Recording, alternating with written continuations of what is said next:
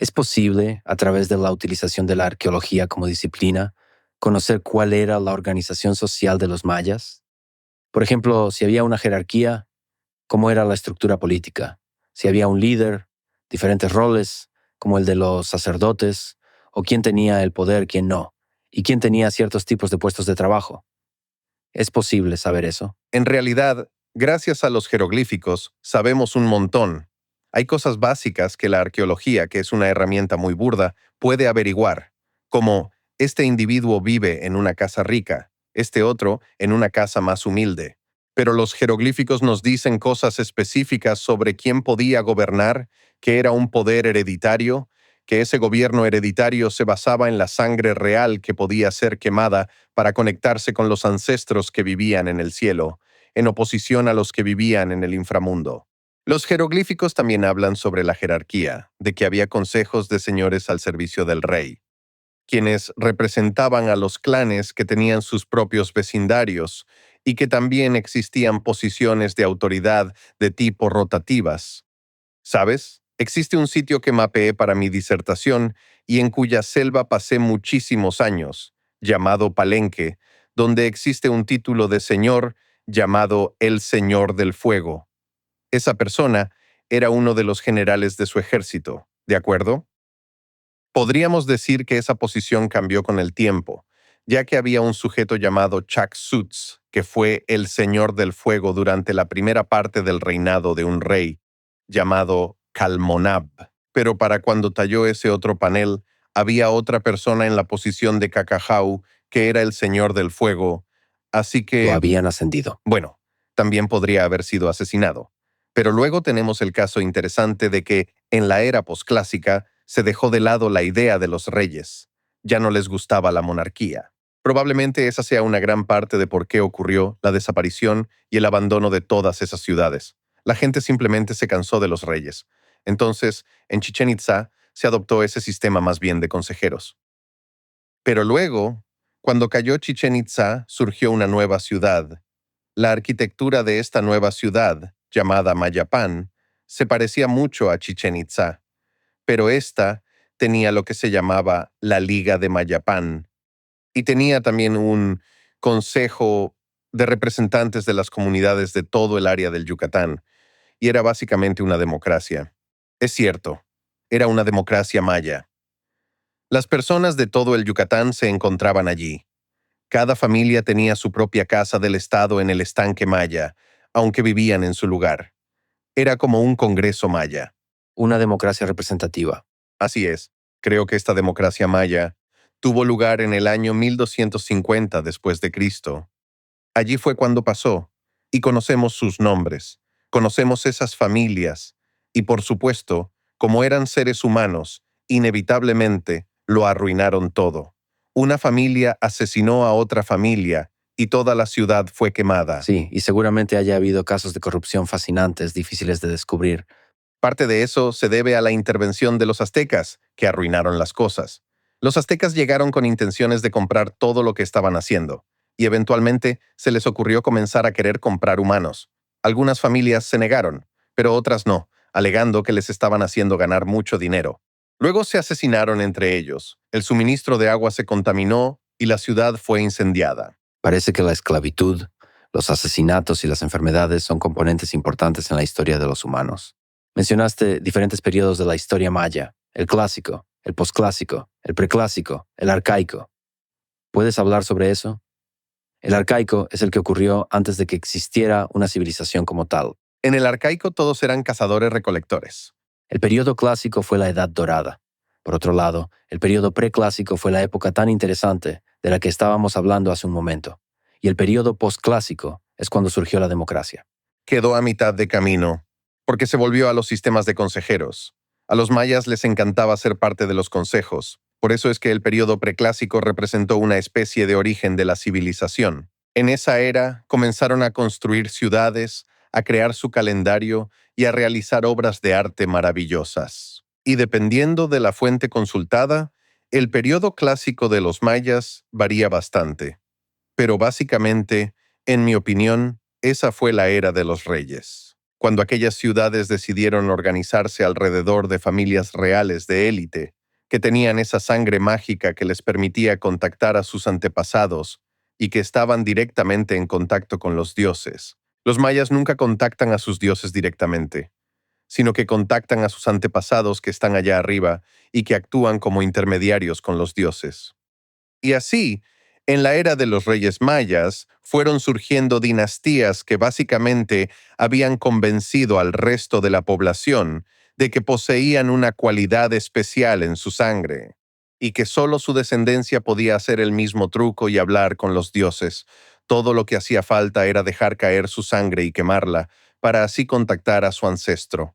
Pero el papá de José Maya era solo un agricultor de maíz terrenal que no tenía influencia sobre los dioses, mientras que los espíritus de los gobernantes descendían brevemente, para luego subir a los cielos y residir donde están los dioses, donde podían actuar como nexos. Esa es justamente la validación que utilizó el reinado que ocurrió durante unos 400 años.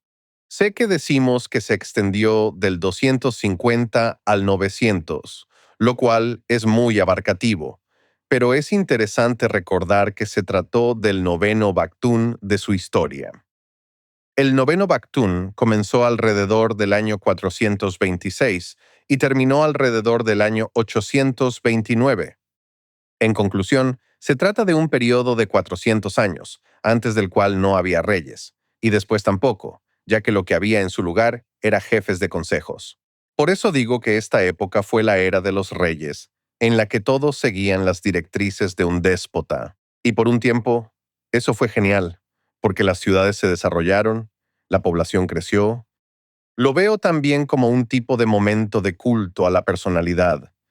Los líderes fuertes y carismáticos inspiran a las personas a hacer grandes cosas juntas, pero eventualmente, como sucede siempre con el poder, demasiado poder corrompe. De repente, hay una enorme clase élite difícil de manejar que tiene que ser tratada de manera especial, y comienza a decir que debería pelear con tal o cual persona y a dar órdenes. Pero la gente luego se cansa de eso, y se aleja de estas ciudades. Así es como sucedió el misterioso colapso maya, donde todas esas ciudades se esfumaron. Ese es uno de los grandes misterios de la civilización maya, que en un periodo muy corto de tiempo, como de 100 años, parece haber declinado muy rápidamente y colapsado. ¿Qué crees que explica eso? ¿Qué pasó? Creo que fue una falla de la arqueología en cuanto a ver lo que estaba ocurriendo. Creo que la mayoría de las poblaciones de esas ciudades se trasladaron no más de 20 a 40 kilómetros, comenzaron su propia granja y vivieron en casas perecederas, pero todo lo que la arqueología notó es que ya nadie vivía en el centro de la ciudad, ya que no se encontraron ni un montón de cuerpos ni evidencia de personas enfermándose. Hay ciertas ciudades que pelearon entre sí al final y vemos esa huella muy claramente. Podemos saber cuándo una ciudad fue atacada e incendiada. En su mayoría, eso no sucedió. La gente se movió y migró. Y parece que justo alrededor de entre los años 800 y 900, muchas de las élites que estaban en la cima, en la mayor parte de las selvas tropicales del norte de Guatemala, se movieron, y básicamente lo hicieron en dos direcciones. Algunas de ellas se trasladaron a las tierras altas de Guatemala y algunas de las demás subieron al Yucatán. La ciudad de Chichén Itzá se convirtió en la próxima gran capital de Yucatán, pero la palabra Itzá es en realidad una palabra que describe a las personas que vivieron alrededor del lago Petén Itzá, ubicado en el norte de Guatemala. Y todos los mayas tienen eso muy claro, que los Itzá llegaron como inmigrantes con estas nuevas ideas y crearon Chichén Itzá. Entonces las élites, que ya no eran bienvenidas en sus ciudades, simplemente se mudaron y se establecieron en otro lugar. ¿Por qué hubo un declive? ¿Cuál fue el posible catalizador? ¿Hubo algún tipo de evento clave que desencadenara todo esto? ¿Fue esta una idea que de alguna manera transformó la sociedad? Todavía estamos debatiendo eso. No creo que haya una sola razón. Creo que los humanos son complicados y que muchas cosas causaron esto. Una cosa que podemos ver arqueológicamente es que cada una de las ciudades se volvió superpoblada. Eran demasiado populares y creemos que superaron los límites de su capacidad para alimentar y albergar a la gente. Hacia el final del periodo clásico, podemos observar que la gente estaba pasando hambre de manera estacional. Recuerdo haber visto evidencia muy clara en Copán, Honduras. Copán era una ciudad verdaderamente hermosa, con un linaje de 17 reyes. Pero las tumbas de los últimos reyes y las últimas personas de élite que excavamos en el centro de la ciudad revelaron algo. Los dientes nos llamaron la atención, porque cuando no consumes suficientes alimentos durante una temporada, se nota en el esmalte de los dientes. Esto se llama hipoplasia dental. Y si alguien pasa hambre durante ciertas estaciones, aparecen unas líneas en los dientes. Y en la última generación de mayas, antes de que dejaran Copán, pudimos ver que incluso los ricos estaban pasando hambre. Así que sin duda había un problema. Un aspecto llamativo sobre los mayas es que no eran un imperio, sino que eran un grupo de ciudades-estado independientes, como Grecia. Algunas de ellas eran aliadas, mientras que otras eran enemigas, y hubo una gran guerra civil que se resolvió hacia fines del período clásico. Si esto hubiese ocurrido en Europa, los ganadores habrían tomado el control y los perdedores se habrían marchado. Pero en el caso de los mayas, tanto los ganadores como los perdedores abandonaron estas ciudades-estado que aún eran independientes. Así que, por lo visto, aquí el vencedor no se quedaba con todo. Es un área tan amplia que no todos se estaban muriendo de hambre como la gente en el Valle de Copán, así que, en lo personal, creo que esto estuvo planificado en el calendario. Cabe destacar que el fin de este noveno período de 400 años coincide con este suceso. No tengo pruebas arqueológicas para respaldar esto, pero creo que muchas personas pensaban que estaban llegando al fin de un ciclo y que necesitaban renovarse y cambiar la forma en que hacían las cosas.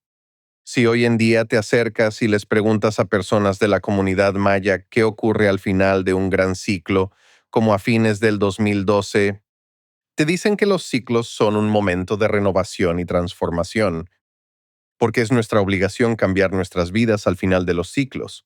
Ese cambio está llegando, y podemos elegir ser parte de él o dejar que nos pase por arriba y nos aplaste. Los aztecas hacían una ceremonia del fuego nuevo cada 52 años, que era la duración máxima que tenía su calendario. Lo curioso es que en esa ceremonia incendiaban templos en perfecto estado y a veces incluso sus casas. Toda la sociedad participaba en esta ceremonia del fuego nuevo, porque se supone que renovaría el mundo, ¿sabes? Así que mi teoría personal y en la que creo es que al final del noveno Bactún, los mayas decidieron que era hora de renovar el mundo. Creo que tiene sentido porque de verdad interiorizaron el calendario. Esta idea de la naturaleza cíclica de la civilización era una parte muy importante de su cultura. Así es, eso es justo lo que yo creo. Pienso que crearon ese calendario con la intención de percibir el ciclo y poder armonizar con él.